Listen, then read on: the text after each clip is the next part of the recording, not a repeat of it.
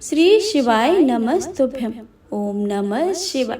हर हर महादेव। जय श्री राधे कृष्ण। हे प्रिय भक्तजनों, आज आषाढ़ मास अमावस्या की तिथि है और अमावस्या के दिन अमावस्या की कथा को सुनने मात्र से ही सभी मनोकामनाएं भगवान भोलेनाथ पूर्ण कर देते हैं।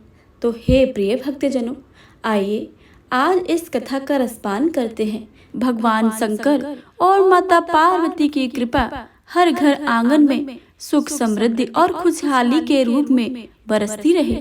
सबका मंगल व कल्याण हो, यही कामना करती हूँ। अमावस्या के दिन जिस घर में अमावस्या का पाठ किया जाता है, उस घर में पितृगण सदैव तृप्त रहते हैं। तो आइए पूरे भक्ति भाव से और प्रसन्न मन चित्त से हाथ में पुष्प लेकर अमावस्या की संपूर्ण कथा का रसपान करते हैं। तो प्रेम से बोलिए गौरी पुत्र गणेश भगवान की जय, शिव शंकर भोलेनाथ की जय। ओम नमो नारायण। एक साहूकार के 7 बेटे और 7 ही बहुओं के साथ एक बेटी थी। साहूकार के घर हर रोज एक जोगी आता था, जिसे साहूकार की बहू भिक्षा देती थी। जब साहूकार की बेटी भिक्षा देने आती तो वह उससे भिक्षा नहीं लेता था और कहता था, तेरे भाग में सुहाग की जहाँ दुहाग है। लड़की को उस जोगी की बात बहुत बुरी लगती थी और एक दिन वह अपनी माँ से रोते रोते जोगी की बात बताती है।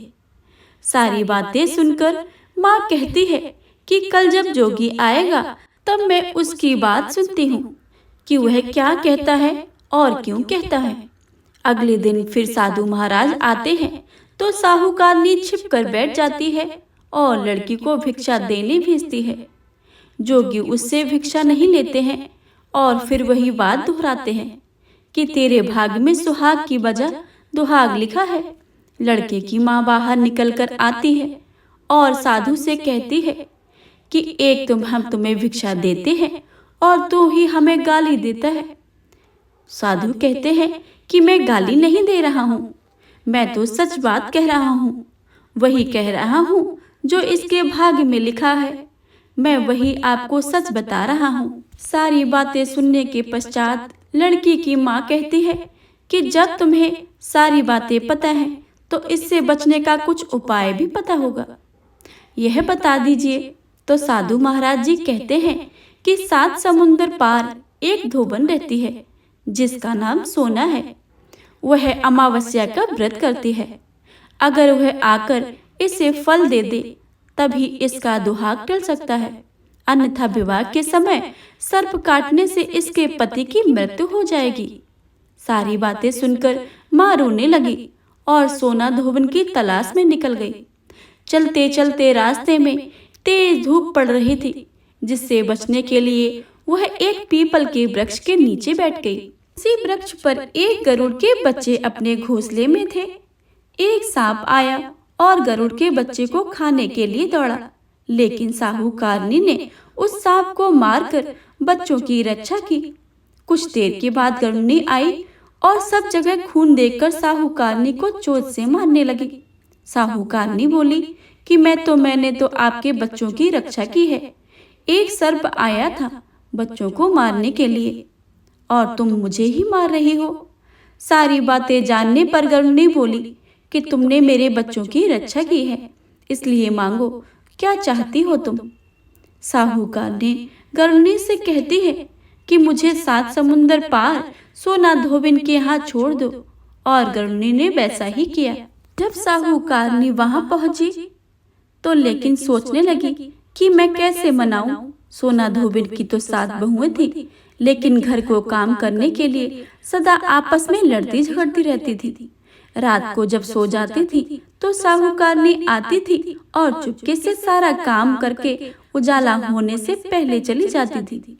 सारी बहुएं भी आपस में यह सोचती थी कि कौन सी बहू तो है जो सारा काम कर देती है, लेकिन एक दूसरे से पूछने की हिम्मत ही नहीं होती थी। काम करने की बात सोना धोबिन ने भी देखा कि आजकल बहुएं लड़ती भी नहीं है और घर का सारा काम भी हो जाता है।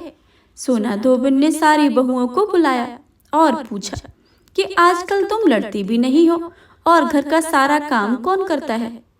बहुएं सास से झूठ कहती हैं कि लड़ाई करने से क्या फायदा है, इसलिए हम मिलकर सब काम कर लेती हैं। सोना धोबिन को अपनी बहुओं की बातों पर विश्वास नहीं होता, तो वह रात में जगकर वह स्वयं शख्स देखती है कि कौन काम कर जाता है। रात होने पर सोना धोबिन छिपकर बैठ जाती है कि देखूं कौन सी बहू काम करती है। रात हुई तो वह देखती है कि एक औरत चुपके से घर में घुस आती है और वह देखती है कि उसने घर का सारा काम कर दिया और जाने की तैयारी में है। जैसे ही साहूकारनी जाने लगती है तो सोना धोबिन उसे रोकती है और पूछती है कि तुम कौन हो और क्या चाहती हो। साहूकारनी कहती है कि पहले तुम मुझे वचन भरो, तब मैं बताऊंगी। वह वचन भरती है। तब साहूकारनी कहती है कि मेरी एक बेटी है जिसके भाग्य में दुहाग लिखा है, लेकिन तुम अमावस्या का व्रत करती हो तो मेरे साथ चलकर उसे सुहाग दे दो। सोना धोबिन वचन से बंधी है तो साहूकारनी के साथ चलने को तैयार हो जाती है। जाते हुए सोना धोबिन अपने बेटे व बहुओं से कहती है कि मैं इस औरत के साथ इसकी बेटी को सुहाग देने जा रही हूँ, लेकिन अगर मेरे पीछे तुम्हारे पिताजी मर जाएं तो उन्हें तेल के कूप में डालकर रख देना। सोना धोबिन साहूकारनी के घर जाती है। साहूकारनी अपनी बेटी का विवाह करती है तो फेरों के समय सोना धोबिन कच्चा करवा दूध और तार लेकर बैठ जाती है। कुछ समय के बाद सर्प आया और दूल्हे को डसने लगा, तो सोना धोबिन ने करवा आगे करके तार से सांप को बांध दिया और सांप मर गया। अब सोना धोबिन ने लड़की को सुहाग दिया और कहा कि जितनी अमावस्याएं मैंने की हैं, उन सभी का फल साहूकारनी के इस लड़की को मिले। अब आगे जो अमावस्या मैं करूंगी उनका फल मेरे पति व मेरे बेटे को मिलेगा। जब सभी लोग अमावस्या की जय जयकार करने लगे, सोना धोबिन अपने घर वापस जाने को तैयार हुई तो साहूकारनी ने कहा कि तुमने मेरे जमाई को जीवन दान दिया है, इसलिए तुम जो चाहो वह मांग लो। सोना धोबिन बोली कि मुझे कुछ नहीं चाहिए और वह वहां से चली गई। रास्ते में चलते चलते वह फिर से अमावस्या आ गई। उसने पीपल के पेड़ के नीचे बैठकर कहानी कही, व्रत रखा और पीपल के पेड़ की 108 बार परिक्रमा की। पीपल के पेड़ की पूजा के बाद जब वह घर जाती तो देखती है कि उसका पति मरा पड़ा है। अब रास्ते में जो अमावस्या उसने की थी उसका फल अपने पति को दे दिया, जिसके प्रभाव से वह पति जीवित हो गया।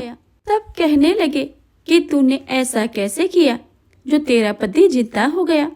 वह कहती है कि मैंने तो ऐसा कुछ भी नहीं किया है, वह रास्ते में अमावस्या आ गई थी जिसका मैंने व्रत किया।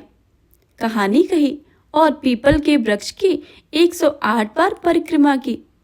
अब सारी नगरी में ढिंढोरा पिटवा दिया गया कि हर कोई अमावस्या की पूजा करेगा और व्रत रखेगा, कहानी कहेगा और पीपल के वृक्ष की 108 बार परिक्रमा करेगा।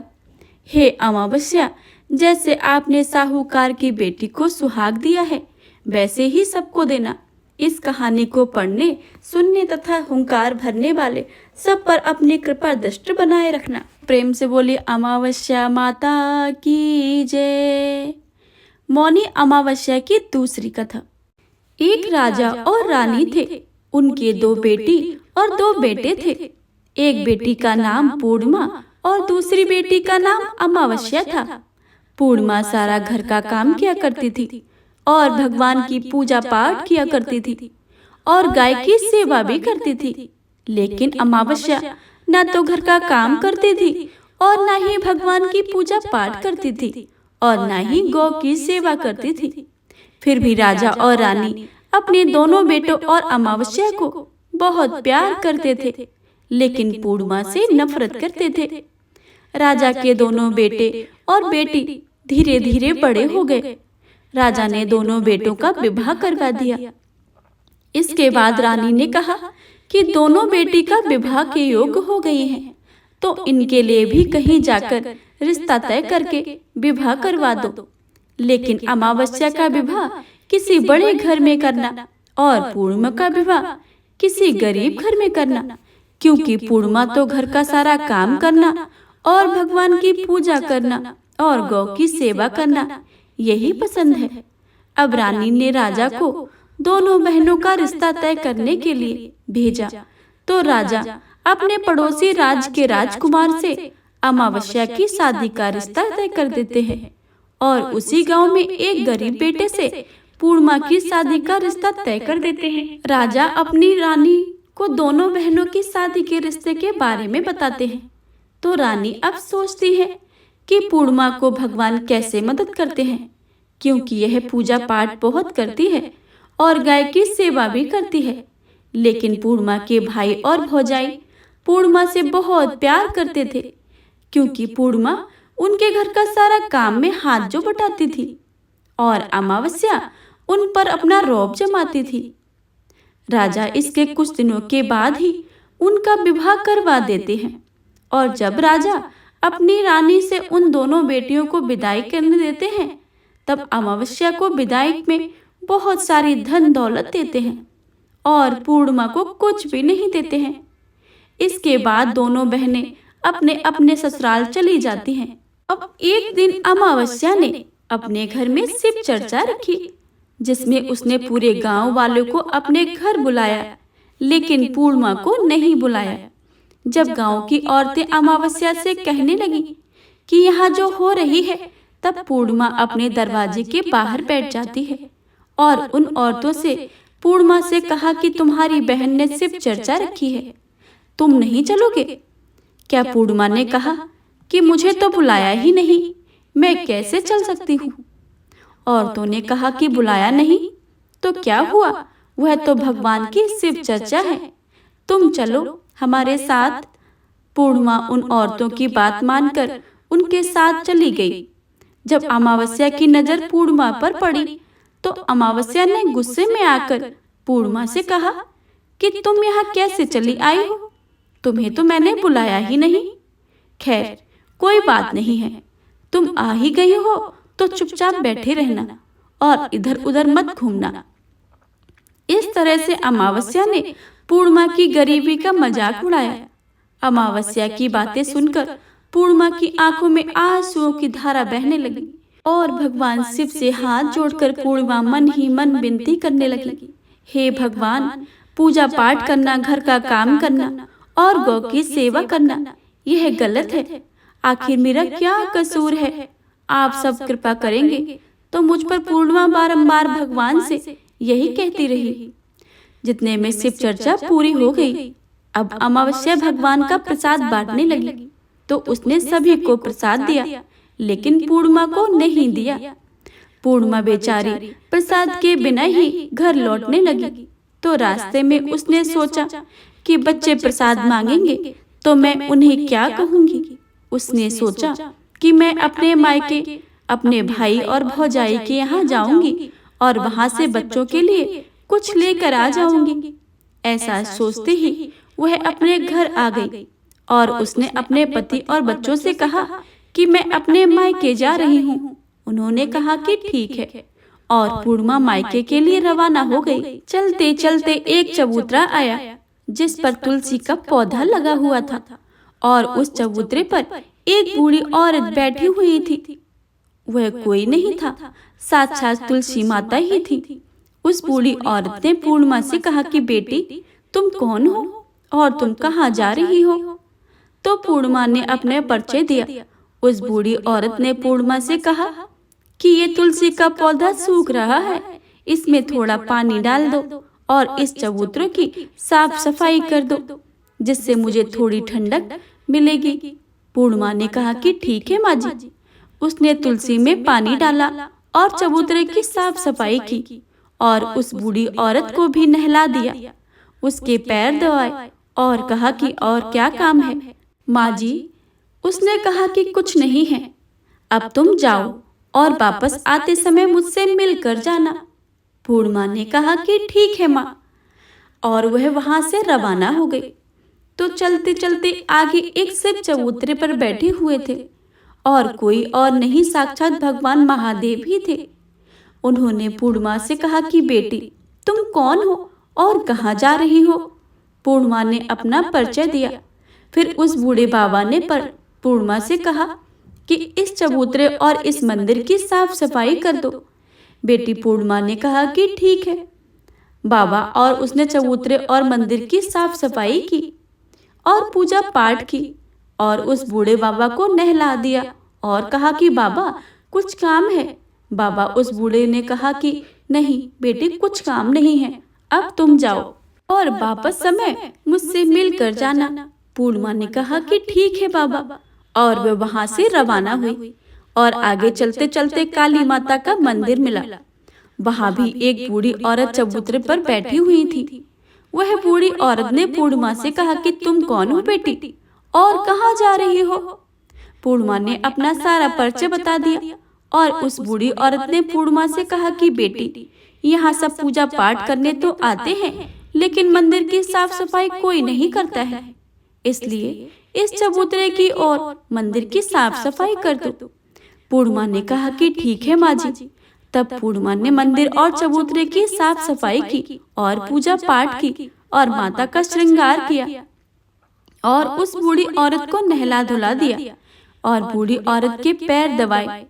तब पूर्णिमा ने कहा कि माँ जी कुछ काम है। तो माँ जी ने कहा कि नहीं बेटा, अब कुछ काम नहीं है, अब तुम जाओ और वापस आते समय मुझसे मिलकर जाना। पूर्णिमा ने कहा कि ठीक है माँ जी। इसके बाद वे वहां से रवाना हुई और थोड़े आगे चलते चलते एक नदी के किनारे एक बूढ़ी औरत बैठी हुई थी। वह साक्षात गंगा मैया थी। उस बूढ़ी औरत ने कहा कि तुम कौन हो बेटी और कहाँ जा रही हो। पूर्णिमा ने अपना परिचय दिया। इसके बाद उस औरत ने पूर्णिमा से कहा कि इस नदी पर स्नान करने तो सब आते हैं, लेकिन यहाँ साफ सफाई करने कोई भी नहीं आता है, इसलिए तुम इस किनारे की साफ सफाई कर दो। पूर्णिमा ने कहा कि ठीक है माँ जी। पूर्णिमा ने वहाँ पर साफ सफाई की और उस बूढ़ी औरत के पैर दबाए और कहा कि माँ जी कुछ काम है। माँ जी ने कहा कि नहीं बेटा कुछ काम नहीं है, अब तुम जाओ और वापस आते समय मुझसे मिलकर जाना। इसके बाद पूर्णिमा नाव में तैरने लगी तो नाव फूलों से सजी हुई थी। वह नाव में बैठकर नदी के दूसरे किनारे पर उतर गई। इसके बाद वह अपने पीहर के घर पहुंच गई। वहां पर पूर्णिमा के भाई भौजाई ने उसे देखा तो बहुत खुश हो गए और उन्होंने पूर्णिमा को बहुत खातिरदारी की और खूब सारी बातें करते हुए कहा कि बच्चों की कैसे हाल चाल है, बच्चों को साथ लेकर क्यों नहीं आई हो। इसके बाद सब खाना खाकर सो जाते हैं और सुबह जब पूर्णिमा ने अपने ससुराल जाने के लिए कहा तो भाइयों ने और भाभीयों ने उन्हें एक लाल साड़ी दी और एक थैले में बच्चों के लिए कपड़े और खाने पीने के कुछ सामान रख दिए और कहा कि तुम बहुत दिनों के बाद आती हो, जल्दी जल्दी आया करो। पूर्णिमा ने कहा कि ठीक है भाई। इसके बाद पूर्णिमा की भाभीयों ने पूर्णिमा को हाथ में थैला दिया और कहा कि जाओ वापस जल्दी ही आना। इसके बाद पूर्णिमा वहां से रवाना हो गई और उसी नदी के किनारे पर पहुंच गई। नाव में बैठकर नदी के दूसरे किनारे पर उतर गई। वहां पर उतरने के बाद पूर्णिमा को वह बूढ़ी माँ मिली जो साक्षात गंगा मैया थी। उस बूढ़ी माँ ने कहा कि आ गई बेटी। बेटी पूर्णिमा ने कहा कि हाँ माँ जी मैं आ गई हूँ। उस बूढ़ी माँ ने पूर्णिमा को एक थैला दिया और कहा कि इसे तुम अपने घर जाकर ही खोलना। पूर्णिमा ने कहा कि ठीक है माँ जी। अब पूर्णिमा वापस आ गई और पूर्णिमा के पास 2 थैले हो गए थे। उन्हें लेकर वह वहां से रवाना हुई। पूर्णिमा जब आगे चली तो वहीं काली माता का मंदिर आया और वहां भी काली माता के रूप में बूढ़ी माँ बैठी हुई थी। उसने कहा कि बेटी। पूर्णिमा ने कहा कि हाँ माँ जी मैं आ गई हूँ। तो काली माँ ने एक थैला दिया और कहा कि इसे घर जाकर ही खोलना। पूर्णिमा ने कहा कि ठीक है माँ जी। और जब पूर्णिमा के पास 3 थैले हो गए थे, पूर्णिमा ने एक थैला सिर पर लिया, एक एक हाथ में ले लिया और वहां से रवाना हो गई और आगे चली तो आगे वहीं भगवान शिव का मंदिर आया। वहां पर भगवान शिव बूढ़े बाबा के रूप में बैठे हुए थे। उन्होंने कहा कि बेटी आ गई? तो पूर्णिमा ने कहा कि हाँ बाबा, मैं आ गई हूँ। उस बूढ़े बाबा ने भी एक पूर्णिमा को थैला दिया और कहा कि इसे अपने घर में जाकर ही खोलना। पूर्णिमा ने कहा कि ठीक है बाबा। अब पूर्णिमा के पास 4 थैले हो गए थे। अब भला वो अकेली 4 थैलों को कैसे ले सकती थी, इसलिए पुरानी साड़ी निकाली और उन थैलों को साड़ी में इकट्ठे बांधकर जब पूर्णिमा ने सिर पर रख लिया। पूर्णिमा कुछ आगे चलती है तो वहां तुलसी माता बूढ़ी औरत के रूप में बैठी हुई थी। माता ने कहा कि पूर्णिमा आ गई हो? तो पूर्णिमा ने कहा कि हाँ माँ जी, मैं आ गई हूँ। तुलसी माता ने भी पूर्णिमा को एक थैला दिया और कहा कि इसे घर जाकर ही खोलना। पूर्णिमा ने कहा कि ठीक है माँ जी। अब पूर्णिमा के पास 5 थैले हो गए थे। पूर्णिमा वहां से रवाना हुई और सीधे अपने घर आ गई। पूर्णिमा ने थैले को नीचे रखा और सबसे पहले अपने मायके का थैला खोलकर देखने लगी तो उसमें बच्चों के लिए अच्छे अच्छे कपड़े और बच्चों के खाने पीने की चीजें थी और कुछ गहने भी थे। पूर्णिमा ने अपने बच्चों को नए नए कपड़े दिए और खाने पीने की चीजें दी। बच्चे बहुत खुश हुए और पूर्णिमा ने दूसरा थैला खोला तो जो उसे गंगा माँ ने दिया था, उसने सोना और चांदी भरा हुआ था। अब पूर्णिमा ने तीसरा थैला खोला जो उसे काली माता ने दिया था। उसमें 16 श्रृंगार की सामग्री भरी हुई थी। अब पूर्णिमा ने चौथा थैला खोला जो उन्होंने भगवान शिव ने उसे दिया था। उसमें धन संपत्ति और सारी खुशियां भरी हुई थी। अब पूर्णिमा ने 5वां थैला खोला जो उसमें तुलसी माता ने दिया था। उसमें 7 प्रकार के आटा, दाल, चावल, धान भरे हुए थे। अब तो पूर्णिमा के घर में किसी बात की कोई कमी नहीं थी। धन धान से भरपूर पूर्णिमा मन में विचार करने लगी, क्यों ना अपने घर में शिव चर्चा करवाई जाए और शिव चर्चा का कार्यक्रम रखा जाए। पूर्णिमा ने गांव में सभी को बुलाया और अपनी बहन को भी घर बुलाया। अपनी बहन को बुलाने के लिए अब अमावस्या अपनी बहन के घर पहुंची। शिव चर्चा में आई तो उसने देखा कि पूर्णिमा के घर में किसी चीज की कोई कमी नहीं थी। इतनी धन दौलत देखकर अमावस्या आश्चर्यचकित रह गई और उसने पूर्णिमा से कहा कि तुम्हारे घर में इतनी धन दौलत कैसे आई है? पूर्णिमा ने कहा कि देखो बहन, तुमने शिव चर्चा रखी हुई थी, उसमें मुझे नहीं बुलाया तो मैं भी बिन बुलाए चली आई हूँ तुम्हारे घर, और तुमने भगवान का प्रसाद तक मुझे नहीं दिया और तुमने मेरी गरीबी का मजाक भी उड़ाया। उसके बाद मैं जब अपने घर आ रही थी तो रास्ते में मेरे मन में विचार आया कि घर में बच्चों के लिए प्रसाद मांगेंगे तो मैं उन्हें क्या दूंगी। इसलिए मैंने सोचा कि मैं अपने मायके चली जाऊं और मैं अपने मायके चली गई और जो कुछ भी घटना हुई थी वह सब अमावस्या को बता दी। अब अमावस्या ने कहा कि तुम मुझे प्रसाद मत दो और मुझे डांटो, लेकिन पूर्णिमा ने कहा यह तो भगवान का प्रसाद है, मैं तो सबको दूंगी और तुम्हें भी दूंगी। फिर अमावस्या ने प्रसाद नहीं लिया और सीधे अपने घर चली गई। घर जाकर अपने बच्चों से कहकर वह अपने मायके जाने के लिए रवाना हो गई। चलते चलते रास्ते में वही तुलसी माता मिली जो चबूतरे पर बूढ़ी माता का रूप धारण करके बैठी हुई थी। उस बूढ़ी माँ ने अमावस्या कहा कि बेटी तुम कौन हो और कहाँ जा रही हो? यह तुलसी का पौधा सूख रहा है, इसमें पानी डाल दो और इस चबूतरे की साफ सफाई कर दो। इस पर अमावस्या ने कहा कि बुढ़िया, तुझे दिखाई नहीं देता मैंने कितनी महंगी साड़ी पहनी हुई है, यह गंदी हो जाएगी। ऐसा कहकर वह आगे चली गई तो भगवान शिव का मंदिर आया। उन्होंने ऐसा कहा कि उसके बाद वह आगे चली तो काली माता का मंदिर आया। उसने ऐसे ही कह दिया। उसने के बाद आगे चली तो गंगा मैया मिली। गंगा मैया को भी उसने ऐसे ही कह दिया। इसके बाद वह नाव में बैठने लगी तो नाव फूलों की जगह कांटे ही थे जो उसके पैरों में चुभ गए और वह दूसरे किनारे पर उतरकर वह अपने मायके चली गई। जब वह वहां पर पहुंची तो उनके भाइयों ने और भौजाइयों ने उन्हें देखा तो वे आपस में धीरे धीरे से बोली कि काम की न काज की, 2.5 सेर अनाज की। ये भला कहाँ से आ गई? अब तो आ गई है तो ठीक है। पूर्णिमा तो अपने काम में हाथ बटाती थी, यह तो घर का कोई काम नहीं करती थी। उन्होंने खाना बनाया और खा पीकर सब सो गए। अमावस्या सुबह उठी और अपनी भौजाई से कहा कि मैं अपने ससुराल जा रही हूँ। तो उन्होंने कहा कि ठीक है जाओ। अमावस्या बोली, पूर्णिमा को तो तुमने एक थैला दिया था और मुझे कुछ नहीं दोगे? भौजाई ने कहा कि तुम घर जाओ, थैला तुम्हारे घर पहुंच जाएगा। फिर वह वहां से रवाना हुई और नदी के किनारे आकर नाव में बैठकर दूसरे किनारे पर पहुंची। वहां गंगा मैया बूढ़ी माता का रूप धारण करके बैठी हुई थी। बूढ़ी माँ ने कहा कि आ गई हो बेटी? अमावस्या ने कहा, हाँ, तुमने पूर्णिमा को एक थैला दिया था और मुझे कुछ नहीं दोगी?